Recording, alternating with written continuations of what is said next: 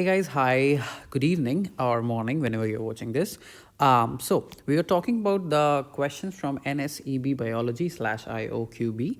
So we stopped at question number 4 and question number 5 was sort of homework. Let's start talking about it.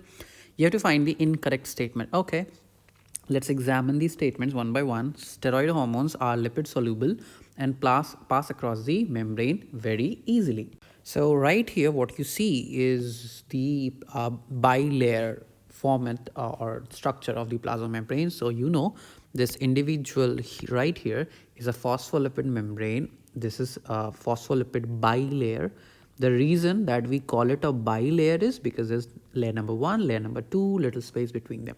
ठीक है, तो फिर ऊपर वाला जो black dots हैं, this is a phosphate, right?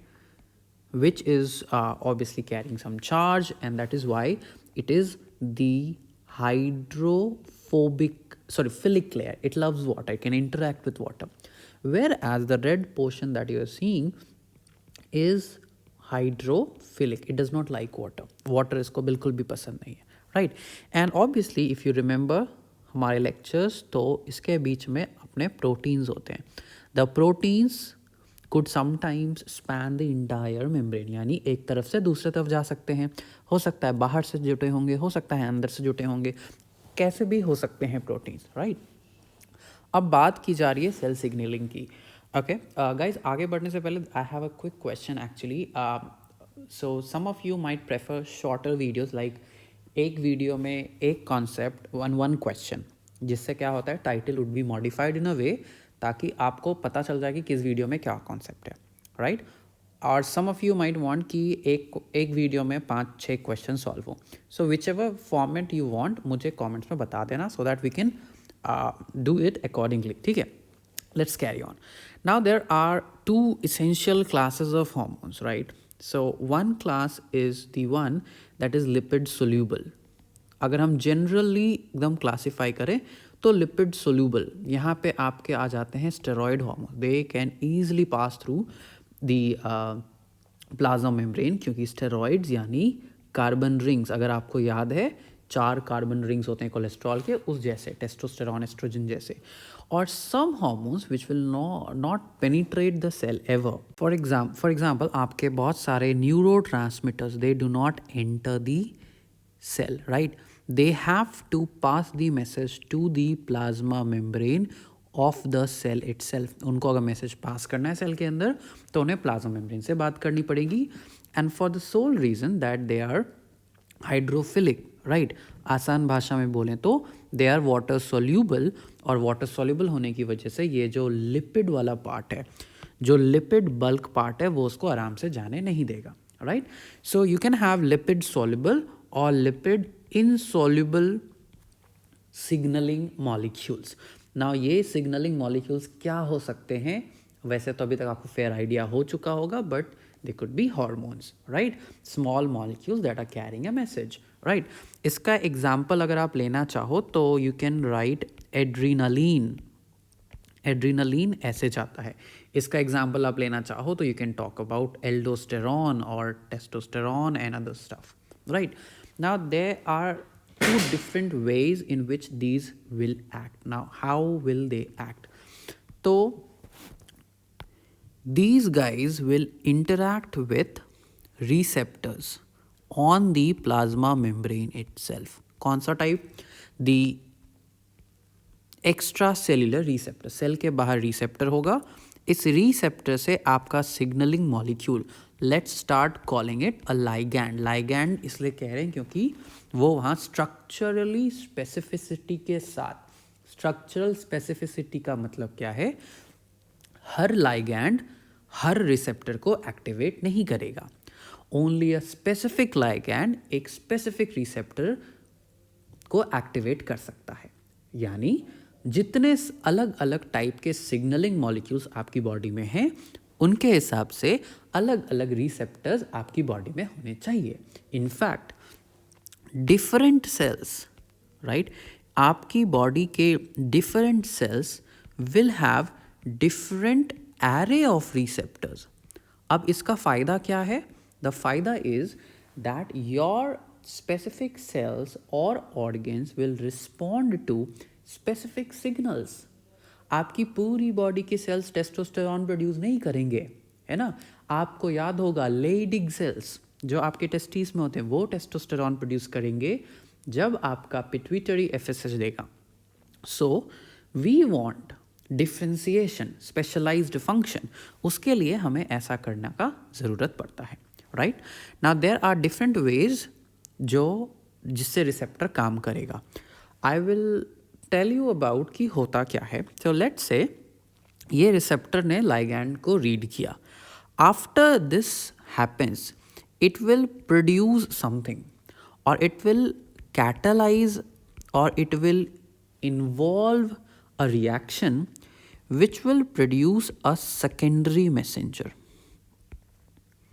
अब इसका क्या मतलब है? See, अब अगर मुझे ज़्यादा रिस्पॉन्स चाहिए तो मुझे अपना पूरा प्लाज्मा मेम्ब्रेन भरना पड़ेगा रिसेप्टर से. वी डोंट वांट दैट, क्योंकि भाई ये रिसेप्टर भी तो प्रोटीन है. The more you want to produce, the more you'll have to spend energy. So rather what we do is we make this receptor able to catalyze a reaction. As soon as the receptor has the ligand, receptor has the signal, it will catalyze a reaction and it will produce different types of secondary messengers.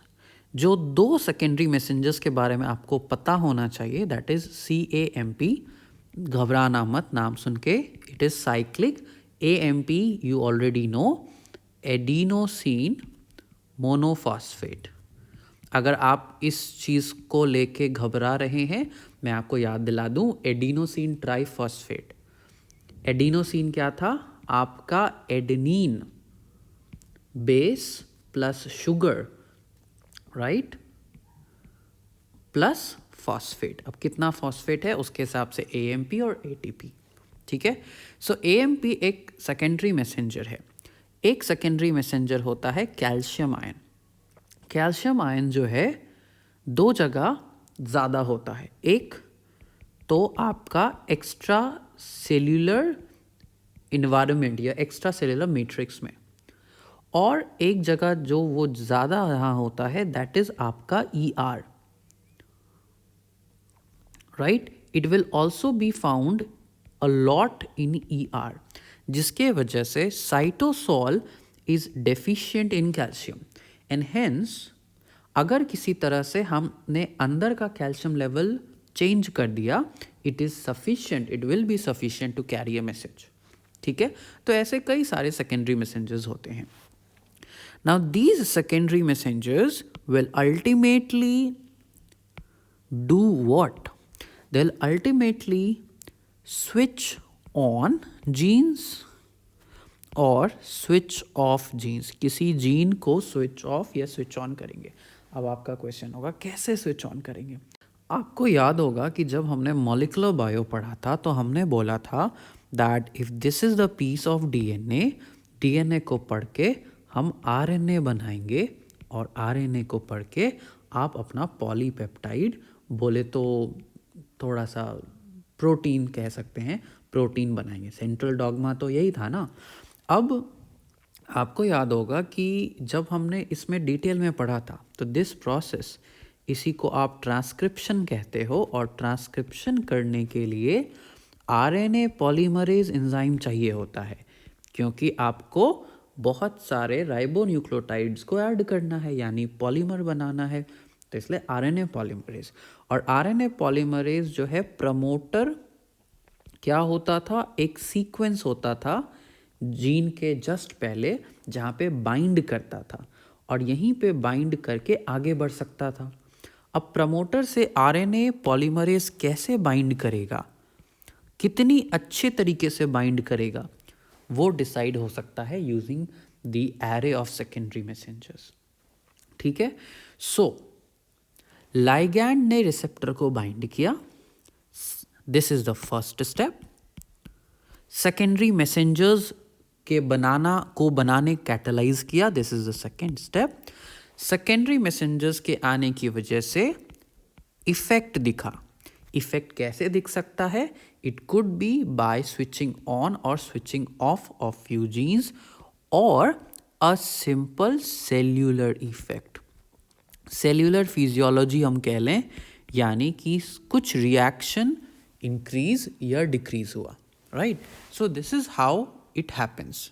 This is the rough idea of the working of this hormones और signals. अब ये एक तरीका है जब receptor has to be on the membrane. एक और तरीका क्या है? द सेकेंड तरीका is we have lipid soluble molecules. Lipid soluble molecules बोले तो these molecules can enter the cell का plasma membrane, bind to a receptor in the cytoplasm. Cytoplasm में जाके बाइंड कर लेगा रिसेप्टर से, and this complex can further penetrate the nuclear membrane. ये आपके न्यूक्लियर मेम्ब्रेन को भी पेनिट्रेट कर सकता है, और वहाँ जाके it can catalyse the switching on और switching off the gene by influencing the transcription factors. Okay, तो this is how cell signalling works, right. Now इसी के बेसिस पे ये क्वेश्चन था. नाउ गाइज, आई नो मे भी आपको शायद लग रहा हो कि ये कॉन्सेप्चुअली ये वीडियो ज़्यादा हो जा रहे हैं और क्वेश्चन कम सॉल्व हो रहा है. So as I always say, let me know in the comments कि आपको क्या चाहिए, राइट. डू यू वांट, अगर मैं सिर्फ क्वेश्चन सॉल्व करता तो मज़ा नहीं आता, इसीलिए that is why I keep on introducing the concepts as well. अब steroid hormones are lipid soluble and pass across the cell membrane easily. It's a very correct option. ठीक है, क्योंकि bulk is आपका lipid. Synthesis of secondary messenger in the cell is activated by the binding of peptide hormone. Definitely. अभी हमने देखा कि cyclic AMP is one of the secondary messenger. Now, cyclic AMP को बनाना is because of adenyl cyclase, right. ये enzyme है जो आपकी उसमें मदद करता है, and this enzyme is activated because the receptor, जिसको हम कहते हैं GPCR, जी प्रोटीन कपल्ड रिसेप्टर्स, ये एक्टिवेट होते हैं, एंड इसके वजह से certain enzymes get activated and this happens, right. चलो, let's look at the next option. Okay, receptor steroid hormone complex binds the DNA causing transcription of genes, और इसको लिख सकते हो आप इन्फ्लुएंसिंग. ट्रांसक्रिप्शन ऑन हो सकता है, ऑफ हो सकता है. It's a correct option. Production of CAMP in the cell is activated by binding of steroid hormone to the receptor. नहीं, ज़्यादातर केसेस में आपका जो स्टेरॉइड हार्मोन है ये डायरेक्टली रिसेप्टर के साथ बाइंड करके सीधा न्यूक्लियस के अंदर घुस जाता है. It does not need a secondary messenger like CAMP. सो ये हो गया हमारा रॉन्ग स्टेटमेंट, और this is the answer because you had to choose a wrong statement. Okay, now दूसरा वाला कर लेते हैं because बहुत छोटा है ये. Which of the following processes require energy? Movement of calcium into the cell, secretion of mucus, entry of oxygen, and water absorption by a cell. जैसा कि अभी मैंने बताया था कि साइटोसोल में कैल्शियम बहुत ज़्यादा होता है, so it might not require energy at all. So this is require energy, so this does not require energy. Entry of oxygen, diffusion के चक्कर में आराम से कोई एनर्जी नहीं चाहिए. Water absorption once again does not require energy because simply diffuse हो जाएगा. म्यूकस सिक्रीशन के लिए you need to produce the protein and then further push it out which will require energy. So आपका answer हो जाएगा ये. The passage of minerals absorb the surface of root hair to xylem of the roots as per the mass flow hypothesis would be guided by the cells of dash.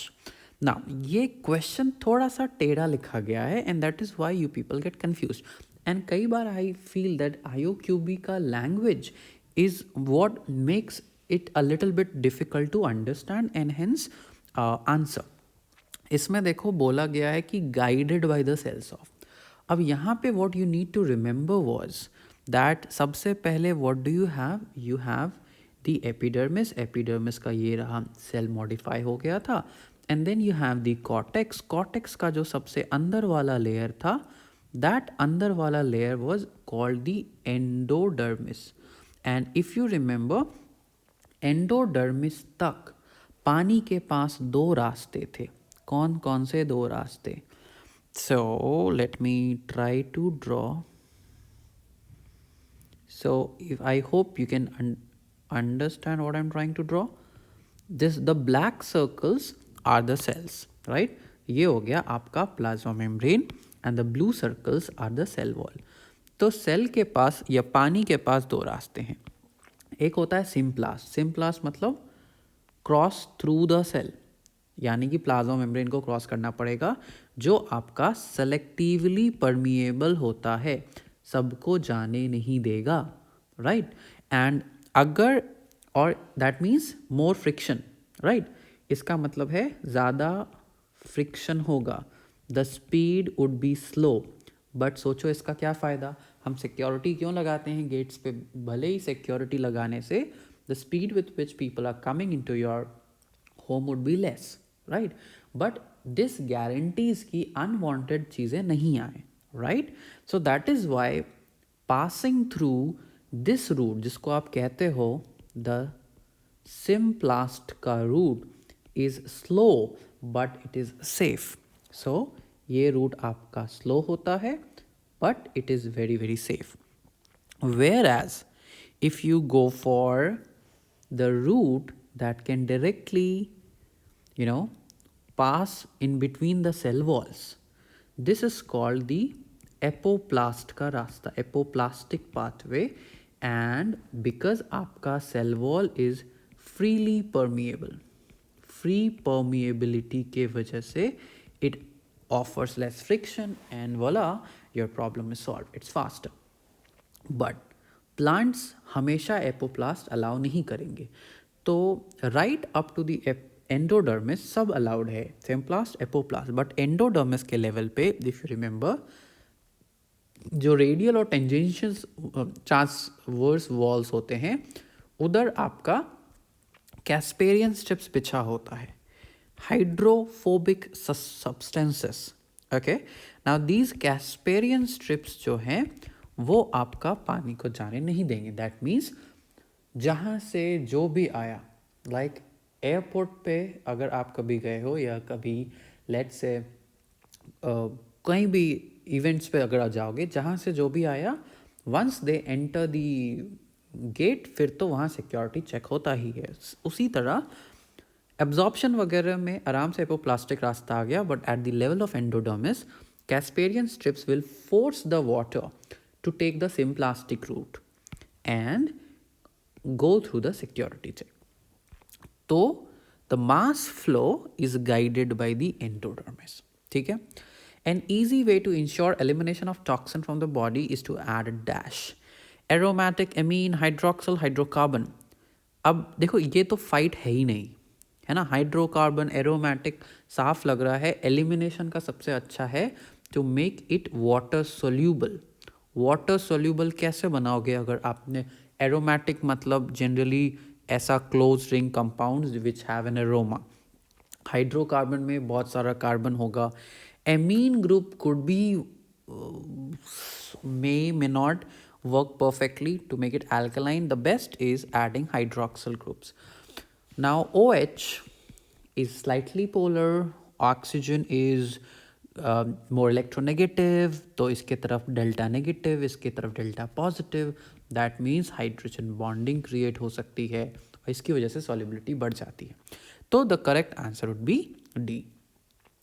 Deep sea sponges have silicate spicules because, अब यहाँ पे थोड़ा problem है, right? Now the answer would be B. सबसे पहले straight ahead answer B होगा. Great depth में sequestration of silica easy हो जाता है.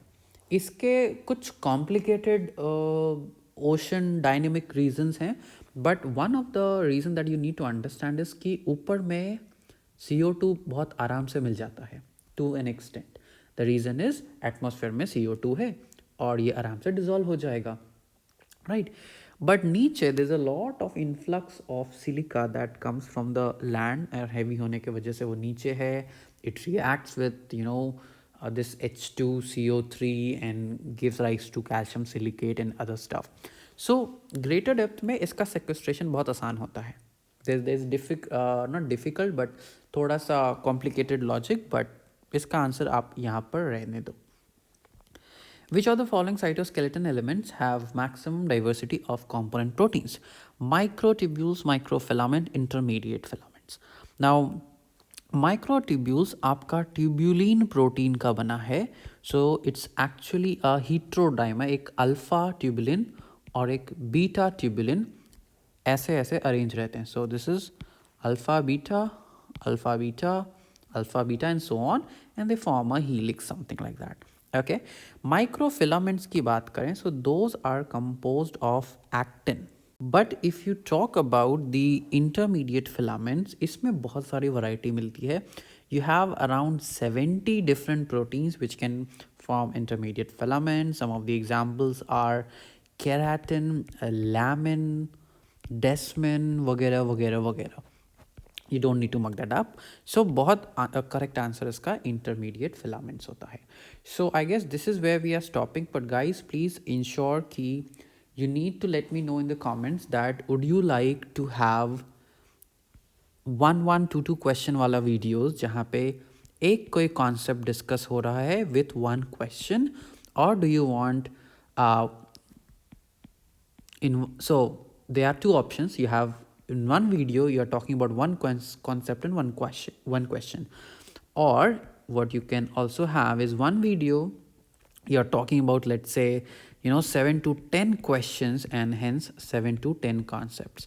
Obviously these videos would be like 3 to 5 minutes, and these videos can run 30 minutes or 45 minutes or whatever suits, right? And please ensure that you like and share the videos, because guys, the more the subscribers, the better reaches and the more people can benefit from it. So why not share, Hana? So thank you so much guys for today, and the next video will be coming up soon. Take care. Bye bye.